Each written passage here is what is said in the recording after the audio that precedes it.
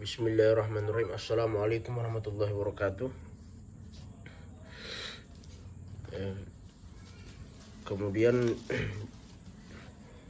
tentang artikel dengan judul Filsafat Manusia dan Filsafat, atau pemikiran filsafat tentang manusia. Ada beberapa pandangan para filsuf mengenai manusia. Manusia memiliki dua elemen dalam dirinya, yaitu jiwa dan tubuh. Yang keduanya merupakan elemen yang berdiri sendiri, yang satu lepas dari yang lain. Jiwa berada di dalam tubuh layaknya di dalam sebuah penjara, seperti yang diungkapkan oleh Plato, bahwa tubuh adalah musuh jiwa karena tubuh penuh dengan berbagai kejahatan dan jiwa berada dalam tubuh yang demikian itu. Maka tubuh merupakan penjara jiwa. Menurut pemikiran Plato, jiwa manusia terdiri dari 3 bagian, yaitu nous, akal, tumos, semangat, epitomia, nafsu. Karena pengaruh nafsu, jiwa manusia terpenjara dalam tubuh. Hanya kematian yang akan melepaskan jiwa dari belenggu tersebut.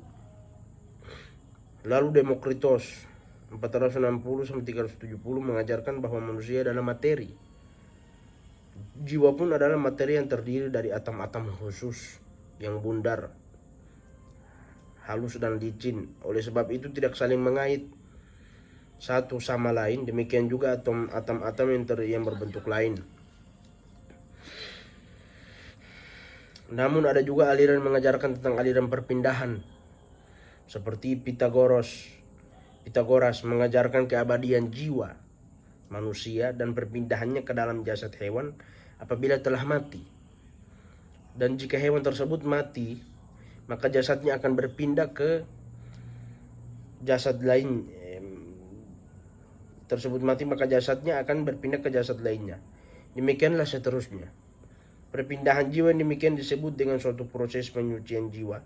Jiwa akan kembali ke tempat asalnya di langit apabila proses penyuciannya telah selesai. Oleh karena kejahatan dianggap telah bersemayam dalam benda, maka tugas manusia adalah membebaskan diri dari pengaruh tubuhnya dengan tidak makan daging, bermusik, tidak mengadakan persetubuhan, dan lainnya. Paham Pitagoras ini dianut oleh Apollonius dari Tiana.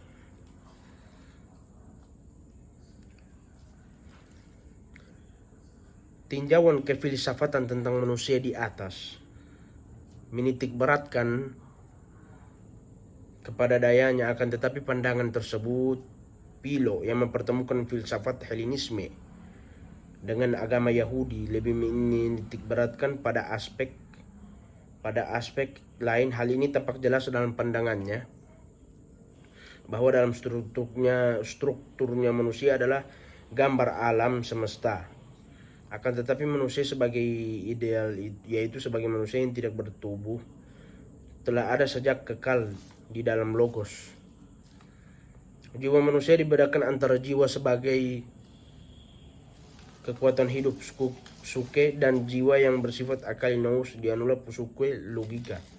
Jiwa sebagai kekuatan hidup berada di dalam darah dan tidak akan binasa. Jiwa yang bersifat akali atau nous adalah jiwa yang lebih tinggi yang bersifat ilahi. Sebelum manusia dilahirkan, jiwanya sudah ada. Jiwa ini tidak dapat binasa, ia memasuki tubuh dari luar.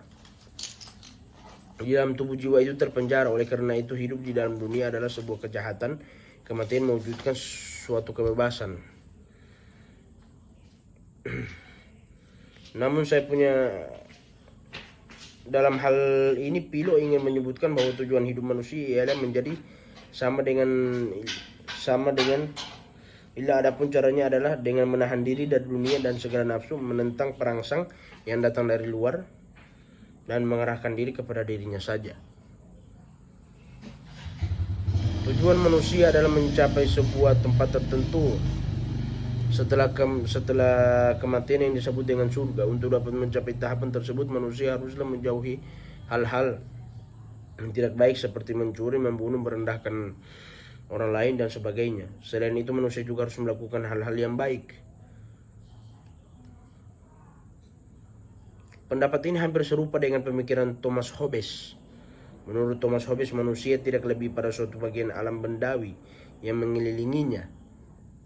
Oleh karena itu, maka segala sesuatu yang terjadi padanya dapat diterangkan dengan cara yang sama dengan cara menerangkan kejadian-kejadian alamiah, yaitu secara mekanis. Dengan kata lain, manusia hidup selama darahnya beredar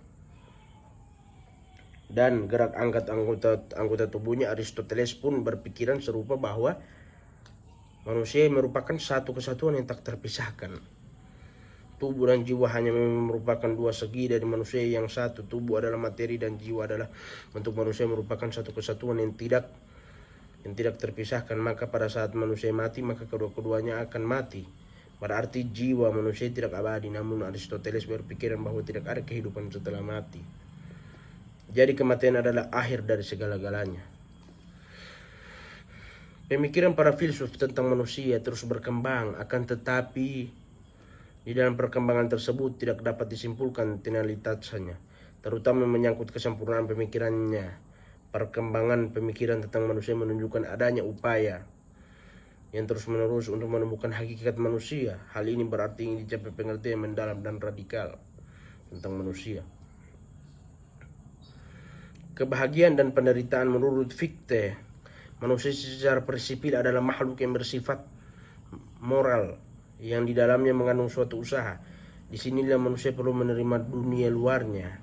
Sikap seperti ini dapat menjadikan manusia menyadari dirinya sendiri dan usaha untuk membatasi dirinya sendiri dari masyarakat luas. Karena itulah manusia disebut sebagai makhluk sosial. Makhluk yang tidak dapat berdiri sendiri, selalu membutuhkan orang lain untuk melangsungkan kehidupannya.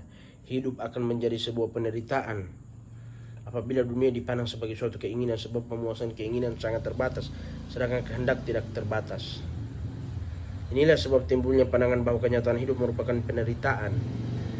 Manusia dapat menikmati kebahagiaan apabila penderitaan tidak dialaminya. Eksistensi manusia.